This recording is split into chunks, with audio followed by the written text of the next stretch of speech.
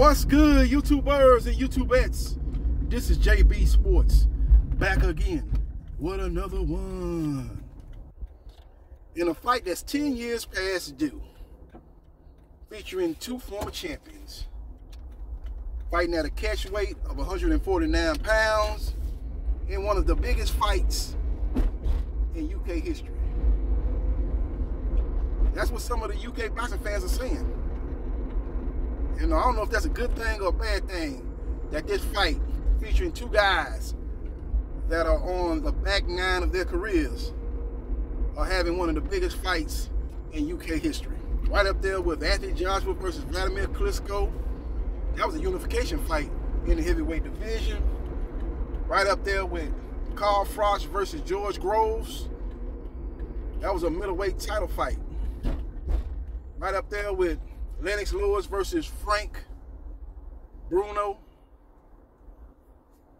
And I don't know if that was for a world heavyweight title, but I believe it at least was for a European heavyweight title or British heavyweight title. So it's right up there with those fights, according to some UK boxing fans. And this fight is a grudge match. There's no love lost between these two fighters. You can see that at the press conference. They was going back and forth, even the trainers. Womack, he getting into it with Dominic Ingle in a very lively press conference. And I ain't gonna lie to you guys, man, when this fight was first announced, man, I was like, oh man, this fight 10 years too late. Man, nobody trying to see this fight. Ain't nobody trying to make plans to watch this fight. But as the fight has drawn near, I'm excited about this fight. Because I know it's gonna be an entertaining fight.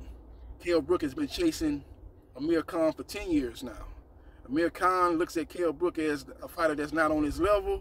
Anytime in the past that Kell Brook's name has been brought up, Amir Khan has his nose stuck up in the air, thinking he's too good for Kell Brook. I done made my name in America. I got a big name over there in America. You just a UK fighter. You ain't on my level. You know, I went in there and fought Canelo. You go fight Triple G, which Kell Brook did. And Amir Khan still wasn't trying to see Kell Brook. And it's something to a fighter that's been chasing a fighter for 10 years. He wants this fight bad. Kell Brook probably is willing to die in the ring in order to secure the victory against Amir Khan. Kell Brook gonna have a hard time walking around the UK with Amir Khan or with Amir Khan loss on this record. Amir Khan, on the other hand, you know, I think he has a house on the West Coast. If I'm not mistaken, he got a house over there. Well, he had a place to stay over there when he was training up under Virgil Hunter over there in the San Francisco, Oakland area. I don't know if he still has that house, but you know, he can still come over here to the U.S. and you know, people know him very well over here in the United States, much more than Kell Brook, who's had basically what, 2 big fights over here in the U.S. The first one was against Sean Porter, and the second one was his last fight, which he showed a chandelier glass jaw. He didn't even get caught with a full force punch. He just got caught with a punch he didn't see. A great timing punch by Terence Crawford, which sent him reeling to the ropes. And Terence Crawford, who is one of the best finishers in boxing, went in for the kill and closed the show in dramatic fashion. It's going to be a good matchup. Now, Kell Brook, to get the victory, he must establish the jab. He did a good job of establishing the jab in the Terence Crawford fight. But Terence Crawford made the switch in stances and basically was setting that punch up that he dropped Kell Brook up with probably in the 3rd round. He started setting that punch up, and then he finally found a home for that punch and got Kell Brook up out of there. But the jab is going to have to be very prevalent for Kell Brook. He's got to establish the jab not only to the head but to the body, because you can best believe Womack, they're going to try to take that jab away from Kell Brook. They've seen it up close and personal in the Terence Crawford fight, so they're going to try to take that away from Kell Brook. The Kell Brook has got to mix it up. Think like he's going up top and then jab to the body. He's a classic 1-2 puncher. Left jab, right hand. He's looking to land that right hand and do damage with the right hand. Amir Khan, on the other hand, is a combination puncher. Great speed, one of the fastest hands in the history of boxing. But the problem with him is he stays in close quarters too long. Instead of getting his combination off and getting up out of there, He throws his combinations and stays in the pocket too long with his chin up in the air. He gets caught with shots. He doesn't have the greatest of chins, to say the least, and that's why he was knocked out in the Danny Garcia fight. He was put to sleep like Canelo gave him some NyQuil in their fights. Got knocked out early in his career by Prescott. Got dropped multiple times against Samuel Vargas, who's not known as a hard puncher. So he's a guy that has a history of making mistakes in the ring, defensive lapses, being over-aggressive, being in awe of his own offense at times, and just letting his hands go, thinking he's going to overwhelm his punches, not knowing that his punches are his opponents. You know, thinking he's going to overwhelm his opponents with his speed and combinations, and not paying attention to detail and being defensively responsible. And that could come back to haunt him in this particular matchup. You got two guys that have glass jaws.